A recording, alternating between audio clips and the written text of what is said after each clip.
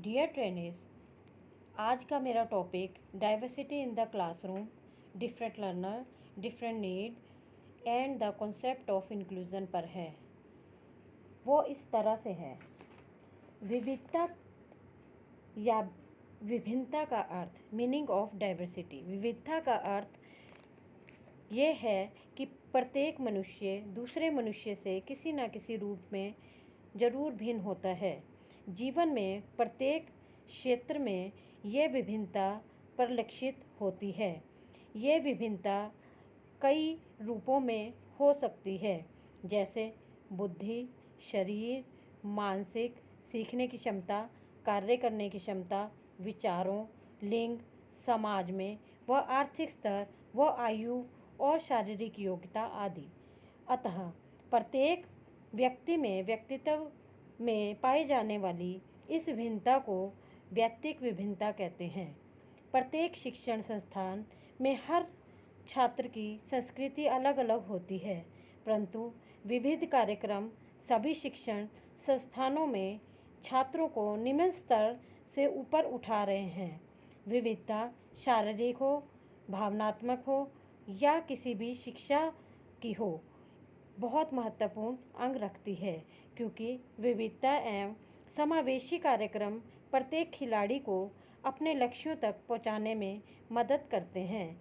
इससे उन्हें उच्च कार्यबल, उत्साह तथा लगन बनाए रखने में सहायता मिलती है। व्यक्ति में पाई जाने वाली विभिन्नताओं के कारण हम किन्हीं दो व्यक्तियों को एक दूसरे का प्रतिरूप नहीं कह सकते।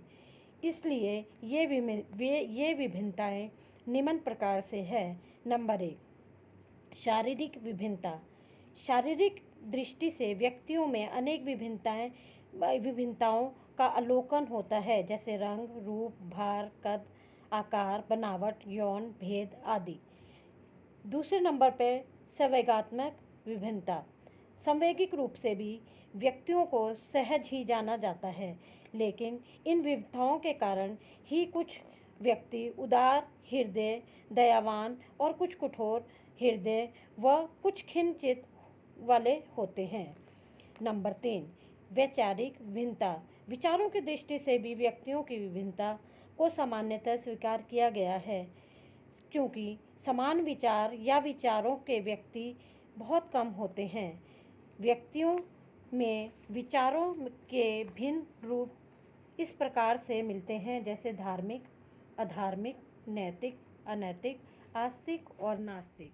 इस तरह से वो किसी भी विचार से भिन्न होते हैं। नंबर 4, मानसिक। मानसिक दृष्टि से कोई प्रतिभाशाली, कोई ज़्यादा बुद्धिमान, कोई कम बुद्धिमान और कोई मूर्ख होता है। इतना ही नहीं, एक ही व्यक्ति में वृद्धि व विकास की भिन्न भिन्न अवस्थाओं अर्थात शैशव, किशोर अवस्था और अन्य अवस्थाओं में विभिन्न मानसिक योग्यताएं पाई जाती हैं।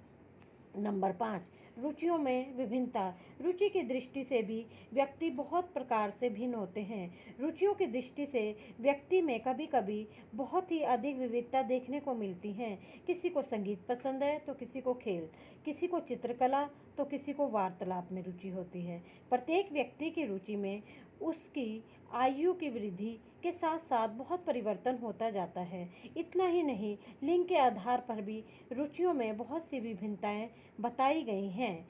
समावेश, इंक्लूजन। इंक्लूजन का अर्थ है कि समावेश एक अमूल्य और समार्थक स्थिति है। ये एक ऐसी प्रक्रिया है जो कठिन अवश्य है, लेकिन शायद असंभव नहीं। सच तो यह है कि जब हम विभिन्नताओं को सहते उच्च लक्ष्य की प्राप्ति की अपेक्षा रखते हैं, तो स्वाभाविक है कि क्रियान्वयन की प्रणाली जटिल भी होगी तथा उसमें अपेक्षाकृत अधिक कठिनाइयों का सामना भी करना पड़ेगा। समावेशन प्रत्येक व्यक्ति की क्षमता के अनुसार उसमें उपलब्धि स्तर का उजागर करती है। ये भिन्नता के समान ही प्रत्येक व्यक्ति में कार्यबल एवं उत्साह को बढ़ाती है। समावेश के अर्थ को स्पष्ट करते हुए उमा तुली ने इस प्रकार कहा है, समावेश एक ऐसी प्रक्रिया है जिसमें प्रत्येक विद्यालयों, बच्चों की दैनिक संवेगात्मक तथा सीखने की आवश्यकताओं को पूरा करने के लिए अपने संसाधनों का विस्तार करता है। समावेश एक ऐसा वातावरण निर्मित करता है जो प्रत्येक बच्चे की प्रतिभा, कौशल का विकास विशेष उद्देश्यों के तरफ प्रेरित करता है।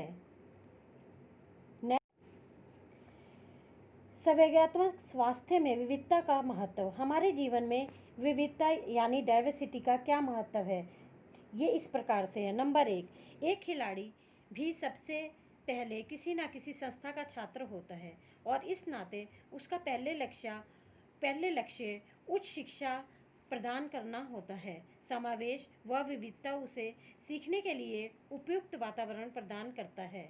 नंबर 2, हर स्थिति में भिन्नता और समावेश एक छात्र को स्वाभाविक रूप से प्रोत्साहित करते हैं, उसे प्रतियोगिता या प्रतिद्वंदी या किसी भी कठिन से कठिन परिस्थितियों का सामना करने के लिए सक्षम व साहसी बनाते हैं। उसके विश्वास और भी मजबूत करते हैं ताकि वह कुछ करने को शारीरिक व मानसिक रूप से तैयार हो जाए। इस प्रकार विविधता व समावेश एक छात्र में भविष्य को उज्जवल एवं विकसित करने की अहम भूमिका निभाता है। समावेश एवं अभिप्रेरण। समावेश किस तरह से मोटिवेशन करता है?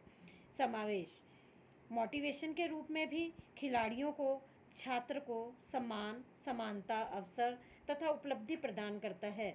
विविधता तथा समावेश एक मजबूत उत्प्रेरक का काम करते हैं। नंबर 4, समावेश व विभिन्नता छात्रों को अपने वायु वर्ग व समानताओं एवं विभिन्नताओं को समझने में अच्छा या बुरे की समझ कराता है, जिससे घृणा या नफरत से छुटकारा मिलता है और बच्चा इमोशनल लेवल पर अपना नियंत्रण बनाए रखता है। इस प्रकार समावेश एवं विभिन्नता छात्रों में लिंग, आयु, विश्वास, अक्षमताओं के आधार पर उपस्थित विभिन्नताओं को समझने में सहायक होता है। नंबर 5, समावेश के कारण एक छात्र को स्कूल, समुदाय व घर में एक उच्च स्तर पर प्राप्त होता है ताकि वह इमोशनल रूप से स्ट्रॉन्ग बना रहे और विविधता एवं समावेश व्यक्ति में इमोशनल वैल्यूज़ को ज़्यादा भर दे।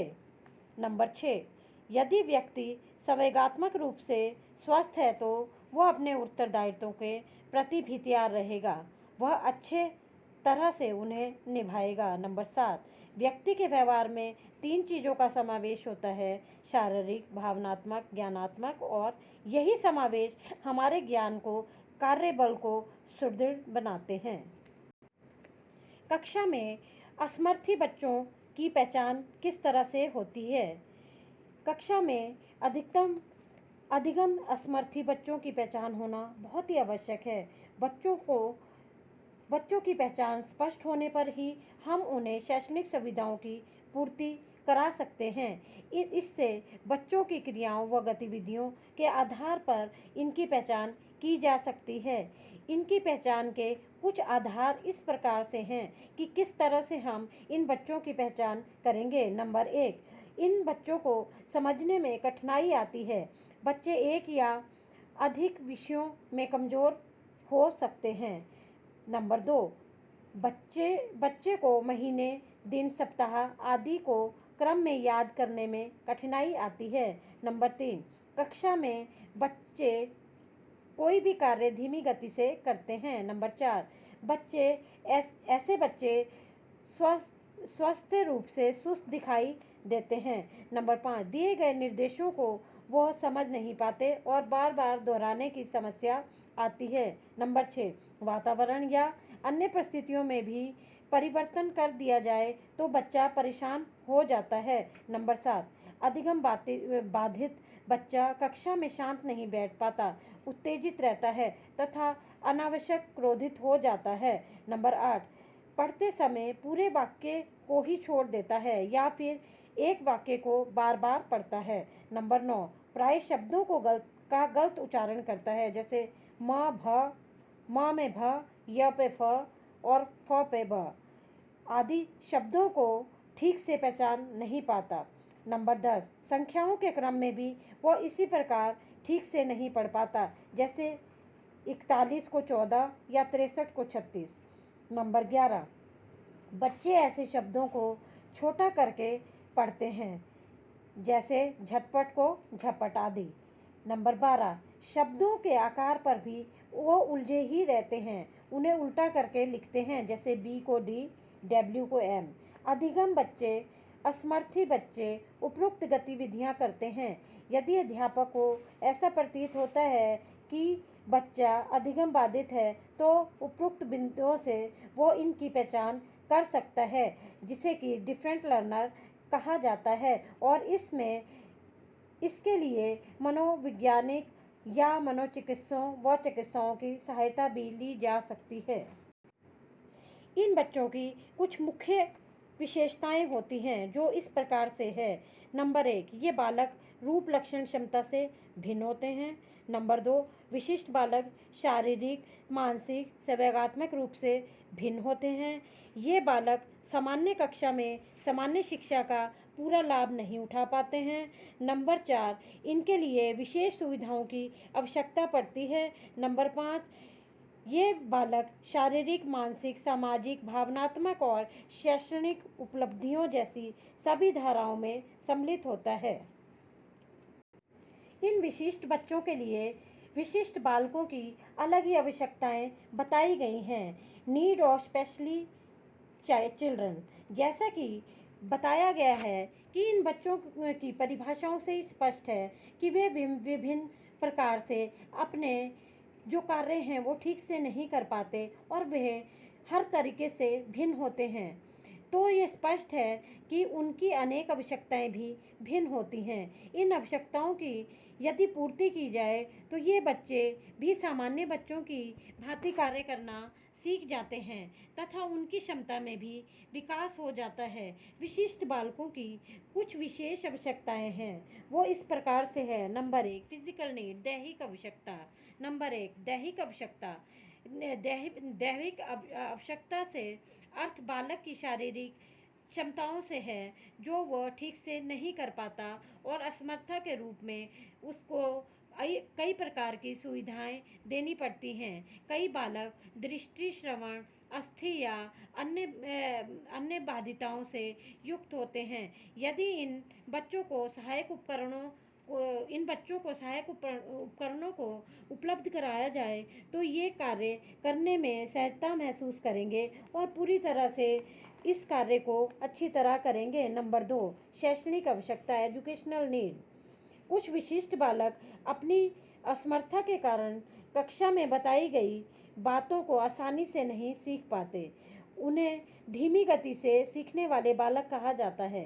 इन बालकों में विभिन्न शैक्षणिक आवश्यकताएं होती हैं। इनके लिए शिक्षण विधि व प्रविधियों में परिवर्तन करने की आवश्यकता पड़ती है, ताकि वे अपनी गति के अनुसार भिन्नता होने के बावजूद भी किसी भी शिक्षा को ठीक से पढ़ सकें या कर सकें। नंबर 3, व्यावसायिक आवश्यकता, ऑक्यूपेशनल नीड।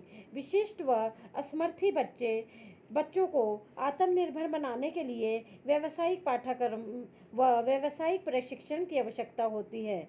इन बच्चों को सरकारी व गैर सरकारी क्षेत्रों में रोजगार की व्यवस्था की गई है, और इन्हें व्यावसायिक आवश्यकताओं को ध्यान में रखते हुए 3% का आरक्षण भी दिया गया है। नंबर 4, संवेगात्मक आवश्यकता, इमोशनल नीड।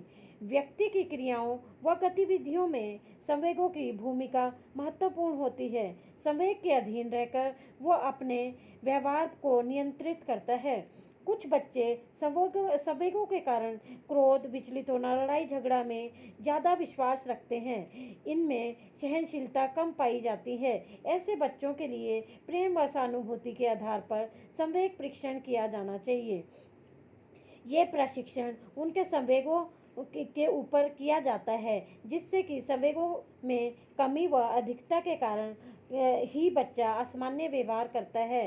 असामान्य व्यवहारों को सामान्य बनाने के लिए उचित परामर्श, गतिविधियाँ, क्रियाकलाप प्रेम और सहानुभूति के उपकरण माने जाते हैं। नंबर 5, सामाजिक आवश्यकता, इनके कुछ सामाजिक दायरे में भी आवश्यकताएं होती हैं। विभिन्न प्रकार के विशिष्ट व्यक्तियों के लिए सामाजिक सुरक्षा आवश्यक होती है। इनकी अलग अलग सामाजिक आवश्यकताएं होती हैं। उनको मान सम्मान, पारस्परिक संबंध, समाज में इनकी भूमिका, समाज में इनकी गतिविधियों में इनकी सहभागिता आदि के आधार पर अधिकांश समाज में इनकी असमर्थताओं के कारण उपेक्षा की जाती है। Concept of inclusion. इंक्लूजन क्या है? समावेशी शिक्षा किसे कहते हैं? समावेशी शिक्षा वह है जिसमें सामान्य विद्यालय में बाधित व सामान्य बालकों को एक साथ शिक्षा प्रदान की जाती है। समावेशी शिक्षा का आधुनिक युग में विशेष महत्व है। शिक्षा शास्त्रियों व मनोवैज्ञानिकों ने इस बात को लेकर काफ़ी मतभेद रहते हैं कि बालकों को विशेष शिक्षा विशेष विद्यालयों में दी जाए या फिर उनको सामान्य विद्यालयों में ही पढ़ाया जाए। ये निर्णय लिया गया है कि जहाँ तक हो सके इस प्रकार के बालकों को सामान्य विद्यालय में ही पढ़ाया जाना चाहिए ताकि उनमें हीन भावना ना आए और वह मुख्य धारा से अलग ना हो। विद्यालयों में विभिन्न प्रकार के बच्चे पढ़ने के लिए आते हैं। जो बच्चे शारीरिक रूप से विकलांग होते हैं वे एकदम पहचाने जाते हैं, लेकिन जो बच्चे मानसिक रूप से बाधित होते हैं उनकी पहचान करना बहुत मुश्किल होता है। जो बालक शारीरिक या मानसिक रूप से अपंग होते हैं वे सामान्य बच्चों की अपेक्षा कम सीख पाते हैं। विशेष शिक्षा का मुख्य उद्देश्य इन बच्चों में छिपी हुई योग्यताओं को बाहर निकालना है कि केवल प्रतिभावान बालक की तरफ से ध्यान ना दिया जाए तो ये बालक सामान्य रूप में कहीं कम होते हैं। उनकी तरफ से भी ये उचित ध्यान दिया जाना चाहिए ताकि वे देश की मुख्य धारा में आकर अपनी योग्यताओं को देश भर में उन्नति के योगदान कर सके। इस बात की आवश्यकता है कि रीडिंग, राइटिंग एंड अर्थमेटिक के साथ विशिष्ट बालक किसी भी क्षेत्र में इसी तरह से इस बात की आवश्यकता है कि बच्चे रीडिंग, राइटिंग या अर्थमेटिक के साथ विशिष्ट बालक किसी भी क्षेत्र के दूसरे सामान्य बालक से पीछे ना रहें। असमर्थ बच्चों के लिए विशेष विद्यालयों की स्थापना की शुरुआत 18वीं शताब्दी के मध्य हुई थी, लेकिन जब मनोविज्ञान ने शिक्षा के क्षेत्र में प्रवेश किया तो ये महसूस किया कि इन विशेष बालकों को अलग नहीं करना चाहिए तथा यह मनोवैज्ञानिक, सामाजिक, आर्थिक व शिक्षा के क्षेत्र से उचित दृष्टि नहीं है। इसी तरह से एक विद्वान ने तो इस प्रकार कहा है, अकॉर्डिंग टू शेंक, विशिष्ट बालकों की शिक्षा संपूर्ण शिक्षा का वह हिस्सा है जिसके अनुसार जहाँ तक मुमकिन हो सके विशेष कक्षाओं को हतोत्साहित करना चाहिए। विशेष कक्षाएं तभी लगानी चाहिए जब दूसरा रास्ता ना हो। समावेशी शिक्षा का प्रत्यय अभी नया है और सामान्य लोगों ने इसका महत्व समझना शुरू कर दिया है। स्वयं सेवी संस्थाएं भी इस क्षेत्र में सफलतापूर्वक प्रभावी रूप से कार्य कर रही हैं।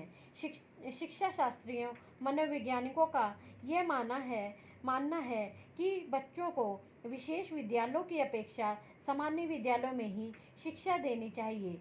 छात्र को सामान्य विद्यालय में प्रवेश दिया जाता है तथा उसको न केवल सामान्य अध्यापक की सुविधाएं उपलब्ध हों बल्कि उसके लिए ये प्रशिक्षण प्राप्त अध्यापक की सेवाएं भी उपलब्ध हों।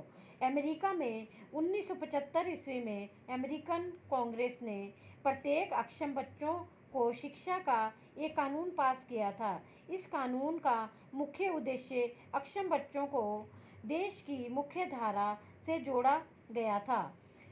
मुख्य धारा से ये अभिप्राय है कि शारीरिक व मानसिक दोष वाले बालक सामान्य बालकों के साथ ही पढ़ेंगे तथा उनको विशेष प्रकार की सहायता दी जाएगी भारत में समावेशी शिक्षा अमेरिका के मुख्य धारा आंदोलन का ही परिणाम है। इस आंदोलन का मुख्य उद्देश्य विकलांगों को मुख्य धारा में लाना है, आंशिक रूप से अपंग बालकों को सामान्य शिक्षा में पढ़ाने तथा उनकी अच्छी देखभाल, अध्यापक तथा दूसरी सहायता देने से अच्छे परिणाम सामने आए हैं। इस बात पर अधिक जोर दिया जा रहा है कि कम अपंग बच्चों को विशेष शिक्षा की नहीं अपितु समावेशी व मुख्य धारा की आवश्यकता है। समावेशी के अंतर्गत सभी प्रकार के असमर्थ बच्चों को सामान्य शिक्षाओं में पढ़ाया जा सकता है। इसका मुख्य उद्देश्य ये है कि असमर्थ बच्चों को सामान्य शिक्षाओं में डाला जाए और वहाँ वातावरण उसकी